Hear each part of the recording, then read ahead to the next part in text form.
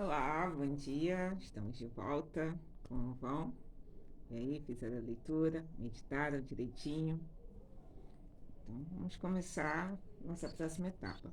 Mas antes, eu queria colocar uma coisa para vocês, até para saber um pouco de mim, né?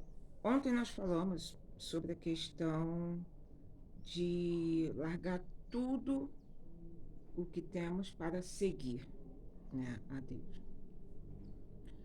E não colocarmos focos, né?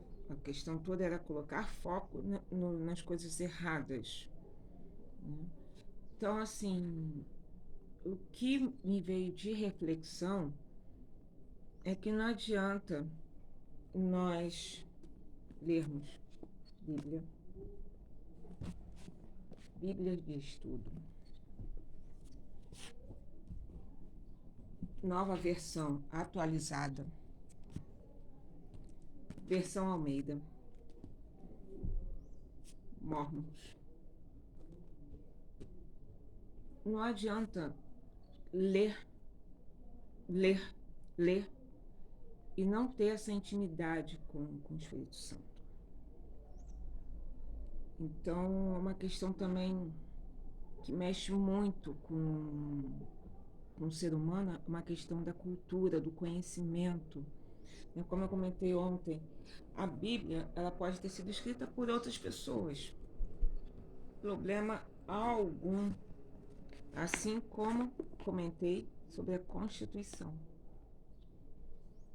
Ela foi escrita e nós temos que seguir o que está aqui.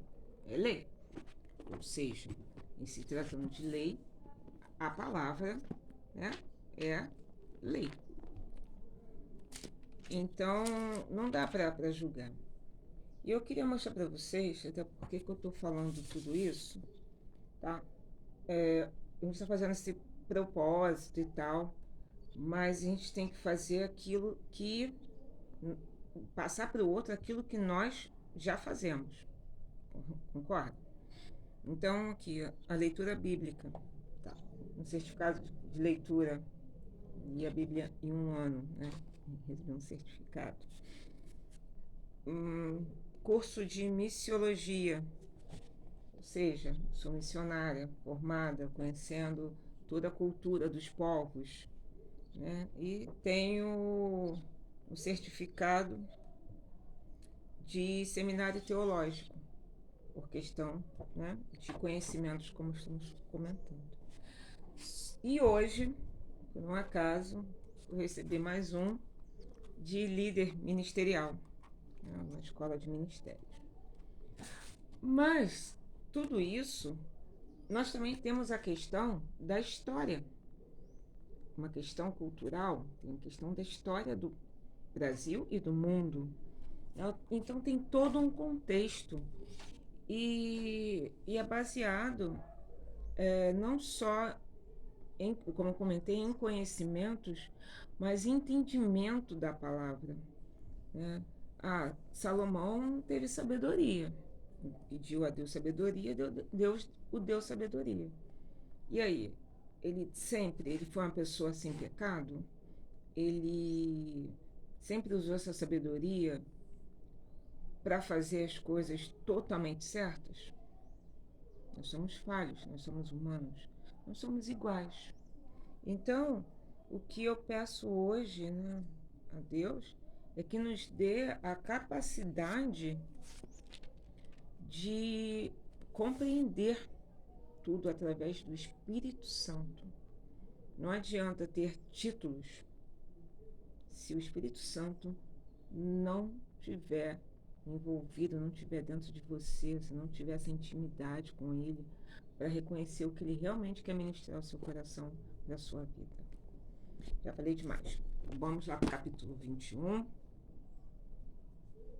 Quando se aproximaram de Jerusalém e chegaram a Betfagé, ao Monte das Oliveiras, enviou Jesus 2 discípulos, dizendo-lhes: Ide à aldeia que está aí diante de vós, e logo achareis presa uma jumenta, e com ela um jumentinho. Desprenderei, trazei, E se alguém vos disser alguma coisa, respondei que o Senhor precisa deles, e logo os enviará. Ora, isso aconteceu para se cumprir o que foi dito por intermédio do profeta. Dizei à filha de Sião: Eis aí vem o teu rei, humilde, montado em jumento, num jumentinho, cria de animal de carga.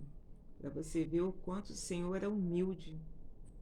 Então, de onde veio, diante dessa humildade toda, essa sabedoria de agir de forma correta? Não precisou de tanto conhecimento, mas precisou do Espírito Santo. Né? Indo os discípulos e tendo feito como Jesus lhe ordenara, trouxeram a jumento o jumentinho. Então puseram em cima deles as suas vestes, e sobre elas Jesus montou. E a maior parte da multidão estendeu as suas vestes pelo caminho, e outros cortavam ramos de árvores, espalhando-os pela estrada. E as multidões, tanto as que precediam como as que seguiam, clamavam: Hosana ao filho de Davi, bendito o que vem em nome do Senhor. Hosana nas alturas. E entrando ele em Jerusalém, toda a cidade se alvoroçou e perguntavam: Quem é este? E as multidões clamavam: Este é o profeta Jesus, de Nazaré da Galiléia. Tendo Jesus entrado no templo, expulsou todos os que ali vendiam e compravam.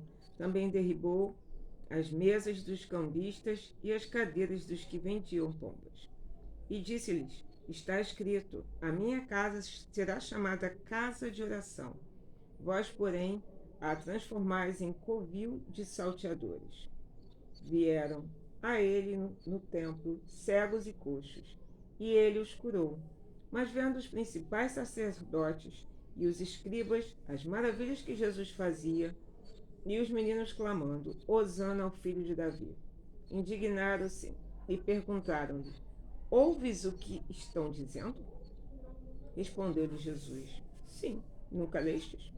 Da boca de pequeninos e crianças de peito tiraste perfeito louvor? E deixando-os, saiu da cidade para Betânia, onde pernoitou.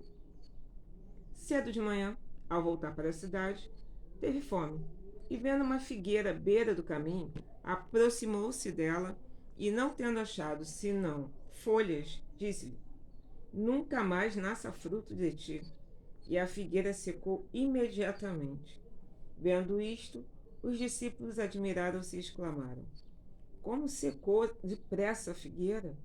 Jesus, porém, lhe respondeu: Em verdade vos digo que, se tiverdes fé e não duvidardes, não somente farei o que foi feito à figueira, mas até mesmo, se a este monte disserdes: Erga-te e lança-te ao mar, tal sucederá. E tudo quanto pedirdes, em oração, crendo, recebereis. Aleluia. Não, vamos crer aí que as coisas vão acontecendo. Tendo Jesus chegado ao templo, estando já ensinando, acercaram-se dele os principais sacerdotes e os anciões do povo, perguntando: Com que autoridade fazes essas coisas? E quem te deu essa autoridade? Como comentei, ó, em questão, Deus é que faz tudo. E Jesus lhe respondeu: Eu também vos farei uma pergunta, se me responderdes. Também eu vos direi que com autoridade faço estas coisas. De onde era o batismo de João, do céu ou dos homens? E discorriam entre si: Se dissermos do céu, ele nos dirá: Então por que não acreditastes nele? E se dissermos dos homens, é para temer o povo, porque todos consideram João como um profeta. Então responderam a Jesus: Não sabemos. E ele, por sua vez: Nem eu vos digo com que autoridade faço essas coisas. É mistério, é Espírito Santo puro. Tem essa. E que vos parece? Um homem tinha 2 filhos. Chegando-se ao primeiro, disse: Filho, vai hoje trabalhar na vinha. Ele respondeu: Sim, senhor. Porém, não foi. Dirigindo-se ao senhor, o segundo, disseram-lhe a mesma coisa. Mas esse respondeu: Não quero. Depois, arrependido, foi. Qual dos dois fez a vontade do Pai? Disseram: O segundo, declarou-lhes Jesus. Em verdade vos digo que publicanos e meretrizes vos procedem no reino de Deus. Porque João veio a vós outros no caminho da justiça, e não acreditastes nele, ao passo que publicanos e meretrizes creram. Vós, porém, mesmo vendo isto, não vos arrependestes, afinal, para acreditar nele. Atentai em outra parábola. Havia um homem, dono de casa, que plantou uma vinha, cercou-a de uma sebe, construiu nela um lagar, edificou-lhe uma torre e arredou-a uns lavradores. Depois se ausentou do país. Ao tempo da colheita, enviou os seus servos aos lavradores para receber os frutos que lhe tocavam. E os lavradores, agarrando os servos, espancaram a um, mataram a outro e a outro apedrejaram. Enviou ainda outros servos em maior número, e trataram-nos com a mesma sorte.